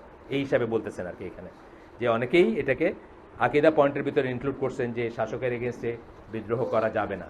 এবং আহমদ বিন হাম্বল এটার উপর লেখা আছে, কাজ আছে, এবং সৌদি আরব প্রিভ্যালেন্ট কি তারা হাম্বলি ফিক ফলো করে, সেই জন্য তারা আরও এটাকে মানে, এবং তাদের এই চুপ থাকাটা বা তাদের শাসকেরকে টলারেট করাটা হচ্ছে ওইটা একটা রিলিজিয়াস অ্যাক্ট। আমরা যদি মনে করি যে এটা তাদের দুর্বলতার থেকে হয়, এটা কিন্তু ভুল কথা, দুর্বলতা না, এইটাও রিলিজিয়ান তাদের কাছে দাবি করে দেখে তারা এই করেন। কারণ তারা এইসবের জন্য, আপনি যদি আলেমদেরকে চিনতেন, তাদের সাথে উঠতেন বসতেন, বা যারা উঠছে বসে তাদের জিজ্ঞেস করেন, তারা 5 পয়সার গাড়ি আর 10 পয়সার বাড়ির জন্য দিনের ব্যাপারে কারেক্ট করা, মানে দিনের ব্যাপারকে কাটছাট করার মতো মানুষ তারা না। তাদের মানে স্ট্যাটাস বা তাদের জ্ঞান বা তাদেরই অনেক অনেক উপরে। আমরা এটা ফেদমও করতে পারি না, বিকজ আমাদের কোনো জ্ঞান নেই, সেই জন্য পারি না। তো আমি আপনাদেরকে দুইটা গল্প অনেক আগে বলছি, বোধহয় যারা এখানে আসেন, যে আলামিন মসজিদে একটা লোক আসতো, ইয়াসিন ভাই, যে আমেরিকানই ছিল, আমেরিকান লোক, ওই বাংলাদেশে বোধহয় বিয়ে করছে বা কিছু, মদিনায় পড়াশোনা করছে, হোয়াটএভার, মানে আহলে সুন্নাল জামার ফলো করে। তো সে একদিন বসে জুমার নামাজের পরে একটা ছোট্ট করে একটা হালাকা টাইপের করতেছে আর কি, ওই ফ্ল্যাশ কার্ড দিয়ে করতেছে, কার্ডের ভিতর লেখা থাকতো জিনিসপত্র। তো সে জিজ্ঞেস করছে যে, ওই যারা শুনতেছে তাদের জিজ্ঞেস করছে যে স্কলার, একজন স্কলারের নাম বলতে। তখন বলছে আর কি, কেউ এটা কেউ সেটা, যে যেটা পারছে বলছে। তো উনি কোনোটার সাথে অ্যাগ্রি করতেছে না। তারপর উনি বললো যে সোজা সাপটা হিসাব হচ্ছে জাজিরাতুল আরবের বাইরে কোনো স্কলার নেই। প্রথম কথা শুনতে খুব এক্সট্রিম লাগলো, উনি আমেরিকান, উনি বলতেছে জাজিরাতুল আরবের বাইরে কোনো স্কলার নেই, মানে আরাবিয়ান পেনিনসুলা যেটারে আমরা বলি, আরব পেনিনসুলা বলি না, সেটার বাইরে কোনো স্কলার নেই। শুনতে খুব এক্সট্রিম লাগছে, কিন্তু এইটার একটা মিনিং আছে। আপনি যদি পড়াশোনা করেন, আস্তে আস্তে আপনি বুঝবেন যে এই কথাটা কত বড় একটা কথা এবং কত সত্য একটা কথা। যদিও 100% হয়তো না হইতে পারে, আমি হয়তো 100% এগ্রি না করতে পারি, আমি বলতে পারি যে 100 জনে হয়তো একজন আছে বাইরে, হয়তো থাকতে পারে, কিন্তু উনি বলছে যে এটা কোনো আর কনসিডার করার কোনো দরকার নেই, যাদের আবার বাইরে দেখার কোনো দরকার নেই। তো আরেকটা বলি আপনাদেরকে, যে মঞ্জুর আলহী ভাইকে যখন উত্তরায় আমরা থাকতাম, আমরা নিয়ে আসতাম, নিয়ে যেতাম, এখানে হালাকা হইতো এসে আইসিডিতে, ইকবাল রোডে, আমাদের সাথে আসতেন উনি, আমাদের সাথে যাইতেন। তো একদিন ওনাকে বাসায় নামায় দিচ্ছি আমি, আমার ওয়াইফ, তখন উনি বলতেছেন যে এরম ভাই, এভাবে তো বিচার হয় না, কিন্তু বাংলাদেশের সব আলেমের যত ইলম, সেগুলোকে যদি একটা পাল্লায় রাখা যাইতো, একজন সৌদি আলমের ইলমের সমানও সেটা হইতো না। মানে এটা হলে উনি আরেকভাবে বললেন কথাটা, এটার মানেও কিন্তু তাই দাঁড়ালো যে জাজিরাতুল আরবের বাইরে আসলে কোনো আলেম নাই, এই কথাই দাঁড়াইল। মানে আমরা এখন না পায়া ওনাদেরকে আলেম বলি, মঞ্জুর আলহাকে আলেম বলি, সাইফুল্লাহকে আলেম বলি, এটা একটা রিলেটিভ ব্যাপার। আমাদের এই সিলেটের কথা আছে, আওয়ার মাঝে হিয়াল রাজা, মানে হাওর যেখানে, সেখানে শিয়াল হচ্ছে পণ্ডিত বা মেনজি। আমি তাদেরকে ডিমিন করতেছি না, মোটেই না, কিন্তু আমি বলতেছি যে আমাদের দেশে যেখানে শূন্য স্কলারের দেশ, আমরা ওনাদেরকে স্কলার মানি, কিন্তু ওনারা যদি সৌদি আরবে যান, ওনাদেরকে স্কলার বলবে? কেউ বলবে না। ওনাদের মতো হাজার হাজার লক্ষ লক্ষ তালবে ইলম দেখবেন পিছিয়ে দৌড়াইতেছে, এক একজন স্কলারের পিছিয়ে দৌড়াইতেছে, ওনাদের কোনো ধর্তব্যের ভিতরে আনবে না কেউ, এটা রিলেটিভ একটা টার্ম। তো সেই জন্য আমি বলতেছি যে জাজিরাতুল আরবের বাইরে স্কলার নাই, এই কথাটা এক্সাজারেশন মনে হইলেও কথাটার একটা ফিল্ড, মানে মিনিং আছে, এবং একটা ওয়েট আছে, এবং একটা ফিল্ড আছে বলার কোন ক্ষেত্রে আমরা বলবো এটা। সেই জন্যই আমরা আসলে বুঝি না যে ওনারা why they are doing what they are doing, বুঝছেন না? কারণ আমরা তো এগুলো পড়ি নাই, আমরা তো এই জিনিসগুলো পড়ি নাই কোনো। আমি এই বয়সে, আপনারা যে বয়সে আছেন, আপনারা এগুলো পড়ছেন, এগুলো খেয়াল করে পড়ছেন? পড়েন নাই। সুতরাং আপনারা জানেন না যে ওনারা কেন কি কাজটা করতেছেন, why they are doing what they are doing. কিন্তু যদি পড়াশোনা করতেন, ও আচ্ছা, তাহলে এই জন্য উনি এই কথাটাতে বিদ্রোহ করা দরকার ছিল আমার মতে, মৌলানা মওদুদির মতে, সৈয়দ কুতুবের মতে, কিন্তু ওনারা করেন নাই। কেন করেন নাই? ওনারা এই মেথোডোলজিটা ফলো করেন, এই জন্য করেন। এটা আমরা বুঝতাম, কিন্তু আজকাল আমাদের রক্ত গরম হয়ে যায়, কিন্তু দেখবেন প্রায় আমাদের রক্ত গরম হয়ে যায়। কেন এটা? এই যে আমি এই নিয়ে বইটা পড়তেছি, মুআবিয়া রাদিয়াল্লাহু আনহু নিয়ে আরেকটা বই আর কি, ওইটা না, আপনি বললাম না ওইদিন, আরেকটা বই পড়তেছি আমি, এটা হচ্ছে মোহসিন আল আব্বাদের বই।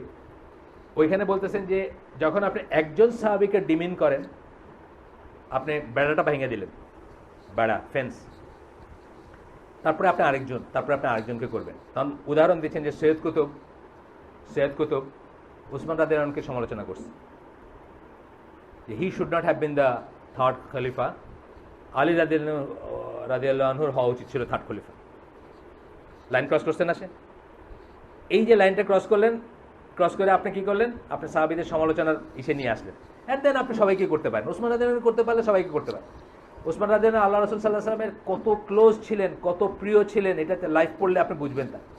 এবং আল্লাহ রাসূল সাল্লাল্লাহু আলাইহি ওয়াসাল্লাম তাকে কত রেসপেক্ট করতেন, যে একদিন ওনার হাঁটুর উপরে কাপড় ছিল, ওমর আবু বকর রুমে ঢুকছেন, উনি এটাকেই করেন না, হঠাৎ শুনছেন ওসমান আসছে, উনি সোজা হয়ে বৈশা কাপড়টা ঠিক করছেন, যে তার মডেস্টি অনেক অনেক উঁচু দরের, তার সামনে তাকে আরও শালীন অবস্থায় থাকতে হবে, মানে উনি রেসপেক্ট করতেন এইরকম।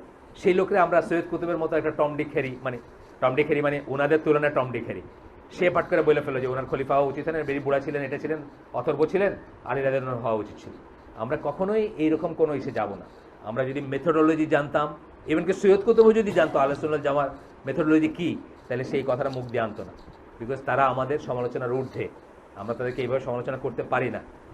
তাদের ব্যাপারে আগাম সুসংবাদ দেওয়া আছে। আল্লাহ রাসূল সাল্লাল্লাহু আলাইহি ওয়াসাল্লাম অনেক কথা আছে ওসমান রাদিয়াল্লাহু সম্বন্ধে, জানেন এটা, মানে অনেক ধরনের অনেক দোয়া আছে, অনেক প্রেডিকশন আছে, অনেক সুসংবাদ আছে। এই লোকটাকে আমরা এইভাবে তুচ্ছতাচ্ছিল্য করতে পারতাম না, যে উনি বুড়া ছিলেন, উনি এটাও করছেন, উনি পারেন নাই, উনি ইনএফিশিয়েন্ট ছিলেন। না, even if it is true, তাও আমরা বলবো না। এটা বলবো না যে তাদের আমার সাহাবীদের সম্বন্ধে আমার মেথোডোলজি কী হবে, পারলে ভালো কথা বলবো, নাহলে চুপ থাকবো। স্পেশালি এই গ্রেডের সাহাবী যাদের ব্যাপারে, যাদের নিফাক নিয়ে কোনো প্রশ্ন নাই, নিফাক ছিল তাদের, এটা নিয়ে কোনো প্রশ্ন নাই। হ্যাঁ, এখন মানে টেকনিক্যালি ধরেন আব্দুল্লাহ ইবনে উবাইও একজন সাহাবী, টেকনিক্যালি আমি বলতেছি, এখন তাকে আমরা সবাই জানি মুনাফিক হিসাবে, তার মুনাফিকিটা সবার কাছে এক্সপোজ, সেখানে সেটা অন্য জিনিস। মানে টেকনিক্যালি সাহাবী বলতে কি, মানে যদি আপনি, সে তো আর ওপেনলি হয় নাই, বা এরকম আরও কিছু আছেন না, যে ধরেন তারা ওমর রাদিয়াল্লাহু তার জানাজায় যান নাই, মুনাফিক সন্দেহ করে তাকে, এরা তো আর মেইন স্ট্রিম সাহাবী না। কিন্তু মেইন স্ট্রিম সাহাবী বলে আমরা কারে বুঝি, যাদেরকে আমার কথা সবসময় আসতেছে, আল্লাহ রাসূল সাল্লাল্লাহু আলাইহি ওয়াসাল্লামের সাথে ছিলেন, যারা হাদিসের ন্যারেটর, যারা খলিফা ছিলেন, যারা আশারা মুবাশশারা ছিলেন, যারা বদর সাহাবী ছিলেন, যারা ওই বাইতুর রিদওয়ান 1400 সাহাবী, যাদের কথা আল্লাহ কোরআনে এই সূরা তওবার 100 নম্বর আয়াতে বলছেন যে আল্লাহ তাদের উপর রাজি, তারাও আল্লাহর উপর রাজি। এই সাহাবী সম্বন্ধে আমরা মুখ খুলবো না, আমরা এরকম কথা বলবো না। তাদের দোষ থাকতে পারে, তারা ইনফলিবল না, তাদের দোষ ছিল, কিন্তু এটা আমাদের আপনার ডিসকাশনের জন্য ওপেন না, এই কথাটা আমরা মনে রাখবো। যাই হোক, আমরা পয়েন্টে ফিরে যাই। আমরা যেহেতু এগুলো পড়ি নাই, সেই জন্য আমরা আজকালকার এত বড় বড় আলেমদের সমালোচনা করি চট করে, যে এরা সৌদি বাদশার পেইড আলেম, এরা গ্রিন জোন আলেম, এরা হলো রুটি রুজির আলেম, আরও আগে আগে আমরা বলি হায়াজ নিফাসের আলেম, হচ্ছে না, খালি এইসবের রুলিং দিতে পারে, জিহাদের কোনো কথা বলে না, গরম কথা বলে না, রক্ত গরম করার কথা বলে না। তো এটার পিছনে কারণ কি, আমরা যে পড়াশোনা করতাম আমরা জানতাম যে তারা কতগুলো মেথড ফলো করে, এবং সেই মেথড ফলো করে যা কারেক্ট সেটা তারা সেটার উপর থাকে। ইবনে তাইমিয়ার একটা কথা আসতেছে, quotation, the opinion of the আহলে সুন্নাহ settled on the view that fighting must be avoided during civil wars due to the authentic hadith confirmed from the Prophet sallallahu alaihi wasallam. Civil war, গৃহযুদ্ধের সময় যুদ্ধ করা যাবে না, অস্ত্র ধরা যাবে না, এটা আহলে সুন্নাহ জামা এর উপর একমত। এই জন্য দেখবেন আব্দুল্লাহ ইবনে ওমরের মতো অনেক বড় বড় সাহাবী যখন ফিতনার সময় ঘরের দরজা বন্ধ করে বসে থাকছেন, কোনো দলের সাথে থাকেন নাই, কোনো দলের সাথে জয়েন করেন নাই, মনে করছে যে প্রিভেন্ট করতে পারবেন না, চেষ্টা করছেন প্রিভেন্ট করতে, যখন প্রিভেন্ট করতে পারেন নাই ঘরের দরজা বন্ধ করে বসেছিল, বা কোনো কিছুতে পার্ট নেন নাই। ইভেন কারোর কাছে, উনি তো আব্দুল্লাহ ইবনে ওমরের কথা পার্টিকুলারলি বললাম, যে উনি কারোর কাছে বায়াত পর্যন্ত নেন নাই, আলীর কাছে বা আলী রাদিয়াল্লাহু বা মুয়াবিয়া রাদিয়াল্লাহু আনহু দুইজনে কারোর কাছে বায়াত নেন নাই। যখন হাসান রাদিয়াল্লাহু আনহু তার খিলাফতকে সারেন্ডার করলেন মুয়াবিয়া রাদিয়াল্লাহু আনহুর কাছে এবং তার বশ্যতা স্বীকার করলেন, তখন তিনি গিয়ে মুয়াবিয়ার বায়াত নিয়েছেন। আব্দুল্লাহ ইবনে ওমর মেথোডোলজি ফলো করছেন। তার মানে এটা না যে উনি সব কিছুর সাথে অ্যাগ্রি করছেন, তার মানে এটা না যে উনি বুঝতেন না কিছু, তা না, তার মানে এটা না যে অন্যার প্রতিবাদ করার ইচ্ছা তার ছিল না, তা না, কিন্তু উনি কারেক্ট মেথোডোলজি যেটা সেটা ফলো করছেন।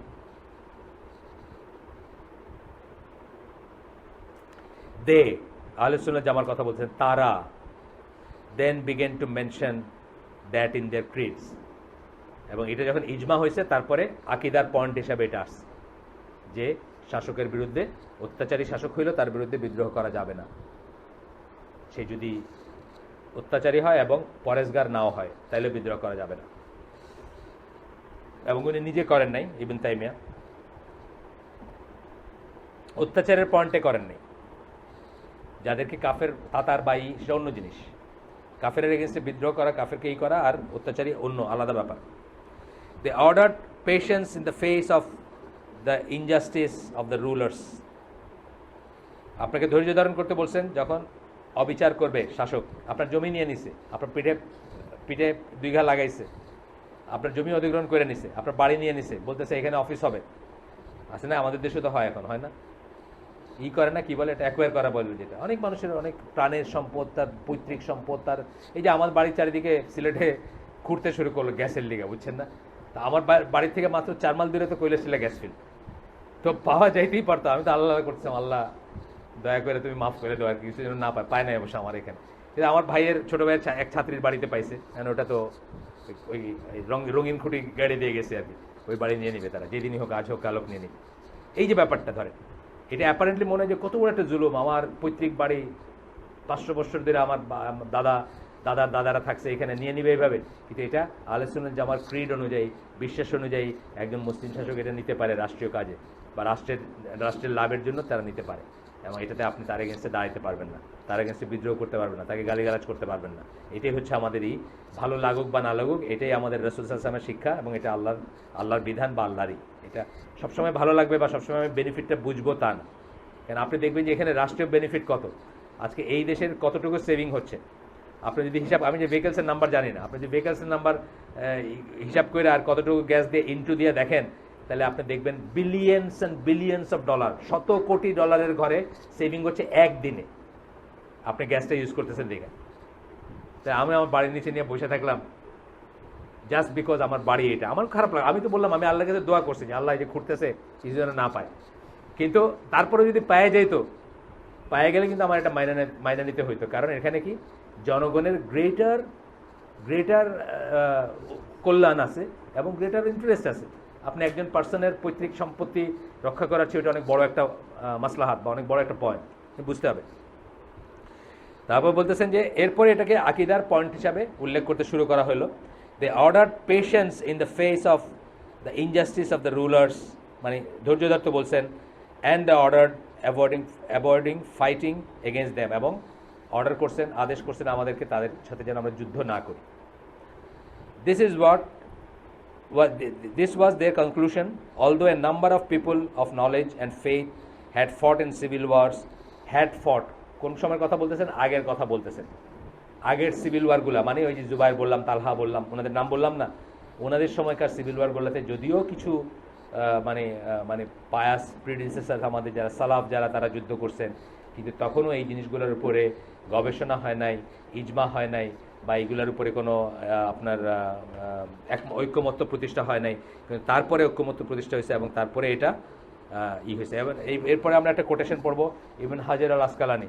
ইবন হাজার আল আসকালানির নাম এখানে এই মজলিসে সবাই জানার কথা, তবুও উনি ফাথুল বারির মানে বুখারী শরীফের এক্সপ্লেনেশন কম্পাইল করছেন প্রথম উনি, এবং হাদিসের বিশাল স্কলার ছিলেন। নাসিরুদ্দিন আলবানির আগের মেজর স্কলার ওনাকে ধরা হয় হাদিসের স্কলার হিসেবে। নাসিরুদ্দিন আলবানির আগে সবচেয়ে মেজর স্কলার ধরা হয় ওনাকে, বড় স্কলার আর কি। তো বলছেন they use to believe in using the sword. একটা সময় ছিল অনেকে মনে করতেন যে তরবারি ধরতে হবে অত্যাচারী রুলারের এগেনস্টে। That is they believed in arm rebellion against unjust rulers. একটা সময় সেটা করতেন। That was an old opinion among the early scholars.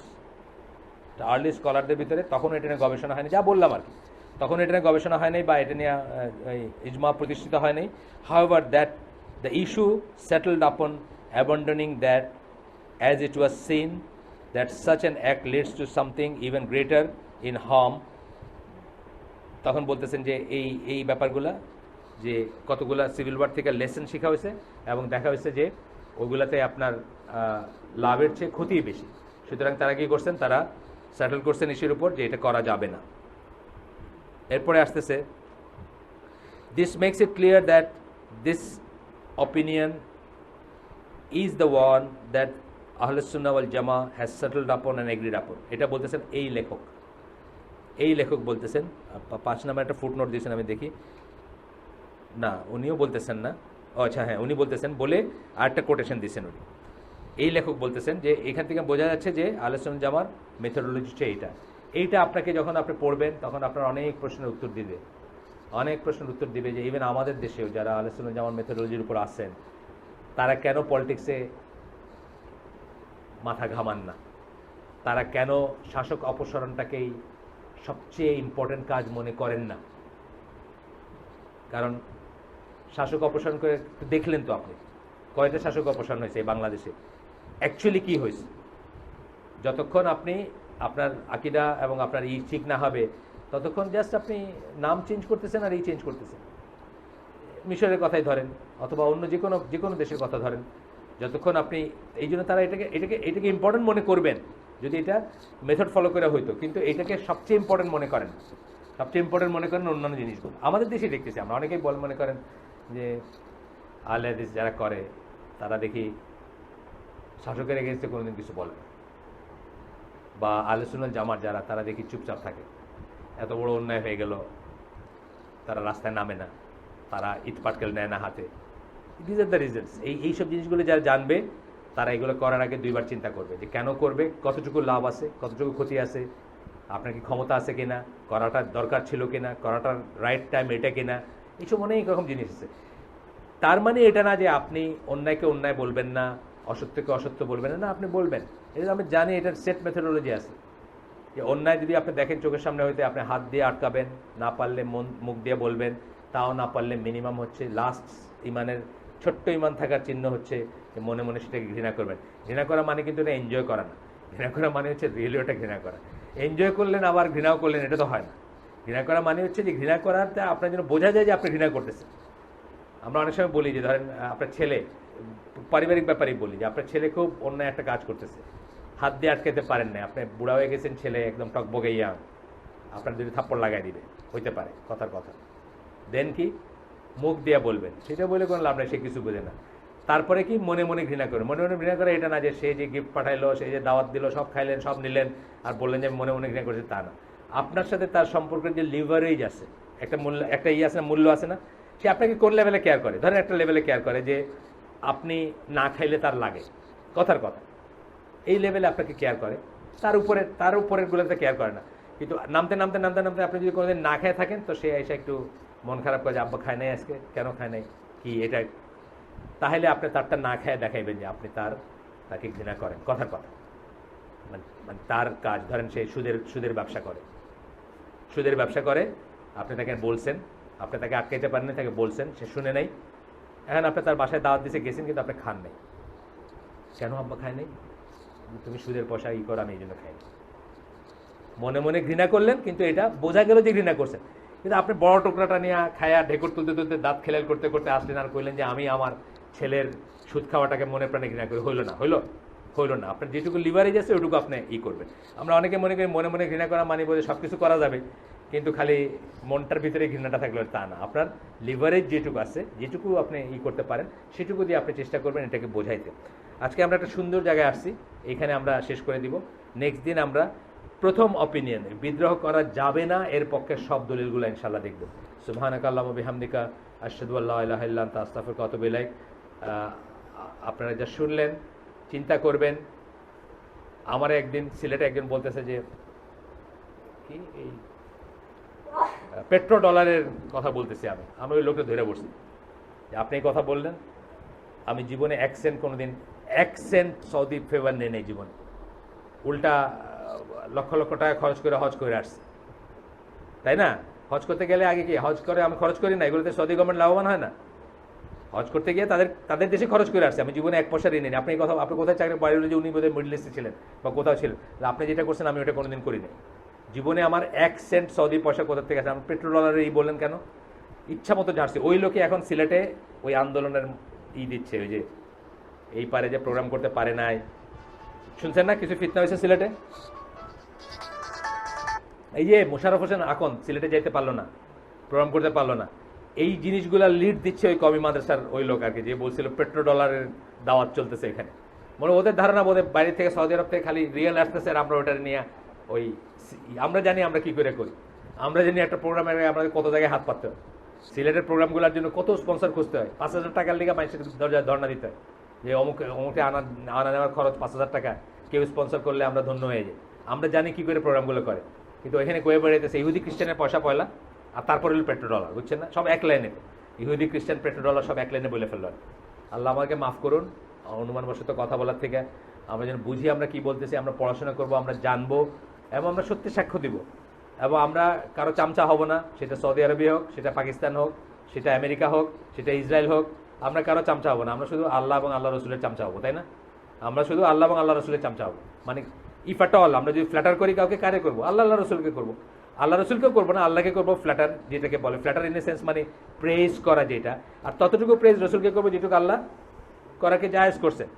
আল্লাহ যেটাকে বলছেন যে আমি এবং আমার ফেরেশতারা তার উপর সালাত পাঠাই বা সালাত পড়ি বা বলি, তোমরাও বলো, আমরা সেটুকু করবো। আল্লাহ শিখাই দিয়েছেন, আল্লাহ রসুল শিখাই দিয়েছেন। তারপরে আমরা এক্সট্রা আকাশ থেকে পড়ে পড়ে পেশ করবো না। আমরা জানি এটা আলোচনা যেমন মেথোডোলজি না। আমরা বলবো না যে উনি হাঁটলে ছায়া পড়তো না, আমরা বলবো না যে উনি এখনো কবরে জিন্দা আছেন, আমরা বলবো না যে উনি নূরের তৈরি। এগুলো হলো এক্সট্রা ভেনারেশন। এটা আমাদেরকে আল্লাহ বলেন নাই, আল্লাহ রসুল বলেন নাই, আল্লাহ রসুল বলেন নিষেধ করে গেছেন, আমরা সেটা করবো না। যতটুকু জায়েজ ততটুকু আমরা করবো, যতটুকু প্রেস করা যায় ততটুকু করবো। এবং ইফ অ্যাট অল আমরা যদি কারো অনুগত্য করি, কার করবো? ওই দুজনের করবো, আল্লাহ আল্লাহ রসুলের অনুগত্য করবো। আমরা ইসরায়েলের করবো না, আমরা সৌদি বাদশার করবো না, আমরা সিসির করবো না, আমরা ওবামারও করবো না, আমরা কারো করবো না, তাই না? কোনো মানুষের চামচাগিরি করার জন্য আমাদের মুসলিমদের জন্ম দেওয়া হয় নাই। আমরা কি বলি? ইয়াকা নাবুদু ওয়া ইয়াকা নাস্তাইন বলি। এটা অনেক বড় কথা, আপনাদের আগে বলছি। ওই যে 27 ঘন্টার যে এইটা কোরআনের 27 না 23 ঘন্টা, যাই হোক 27 বা 23, আমি ভুলে গেছি, 27 অথবা 23 এরকম একটা ফিগার। ওইটাতে কি ইয়াকা নাবুদু ওয়া ইয়াকা নাস্তাইনের উপরে বোধহয় 3-4 ঘন্টা কথা আছে। অনেক বড় একটা কথা। আমরা সেটা চেষ্টা করবো জীবনে ধারণ করতে। আমরা কারো ইবাদত তো প্রশ্নই ওঠে না। নাস্তাইন মানে কারো কাছে কিছু চাবো না আমরা। তুমি ওবামা, তুমি সিসি, তুমি আবদুল্লাহ, তুমি XYZ, তোমার আল্লাহ বহুত দিচ্ছেন, বিলিয়ন ডলার দিচ্ছেন। আমার এটার দরকার নেই। আমার যখন দরকার হবে আমি আল্লাহর কাছে 2 রাকাত নফল সালাত পড়ে, হাজতের সালাত বা যাই হোক, মানে কিছু চাওয়ার জন্য আমি আল্লাহর কাছে চাবো, আল্লাহর কাছে সেজদায় চাবো, আল্লাহর কাছে বলবো আমার তোমার এসবের দরকার নাই, পেট্রোল ডলারের দরকার নাই, ডলারের দরকার নেই। কিন্তু আনফর্চুনেটলি মানে যেটা হয়েছে সিলেটের পুরা জোনে, তারা মানে যে কোনো একটা মসজিদ হলে এটা ইহুদি খ্রিস্টানের পয়সা হয়েছে। আমরা জানি মসজিদগুলো কেমন, গ্রুপে দেখেন না, 5 পয়সা 10 পয়সা করে মানুষে দেয়, মানে ইসের বাক্সে, টিনের বাক্সে দিতে থাকে, তারপরে মসজিদগুলো হয়। এগুলো নাকি ইহুদি খ্রিস্টানের পয়সা দিয়েছে। নবীগঞ্জের মসজিদে নাকি ইহুদি খ্রিস্টানের পয়সা দিয়েছে। ওই সিলেটের বটেশ্বরের মসজিদে নাকি ইহুদি খ্রিস্টানের পয়সা দিয়েছে। এইসব বইলে বেড়ায়। তার কারণ কি? তার কারণ হচ্ছে আমরা তো জিন্দাবাদ বলি না, আমরা তো শাসকের এগেন্সে বিদ্রোহ করার জন্য ইনস্টিগেট করি না, বুঝছেন না? আমরা যাদেরকে ফলো করি তারা সেটা করেন না, আমরা নিজেরাও সেটা করি না। এই জন্য আর কি আমরা ইহুদি খ্রিস্টানের পয়সার উপরে করতেছি। নাউজুবিল্লাহ, আল্লাহ আমাদেরকে বোঝার তৌফিক দেন, আমাদেরকে শুদ্ধ ঈশ্বরের উপর থাকার তৌফিক দেন, এবং শুধু আল্লাহকে খুশি করার তৌফিক দেন। আমরা যেন কোনো পার্সনকে খুশি করতে গিয়া তার মতাবলম্বী, তার পক্ষে কথা বলি না। আমরা যেন শুধু আল্লাহকে খুশি করতে গিয়া আল্লাহ যাতে খুশি হন সেটা চিন্তা করে সেই মতো কথা বলি, সেটা তৌফিক দেন। সুবহানাকা আল্লাহুম্মা ওয়া বিহামদিকা আশহাদু আল্লা ইলাহা ইল্লা আনতা আস্তাগফিরুকা ওয়া আতুবু ইলাইক। ট্রান্সপোর্ট আছে আজকে, ট্রান্সপোর্ট আছে, যারা যাইতে চান নবীনগর। আমি অবশ্য একটু অন্য জায়গায় যাব। আমি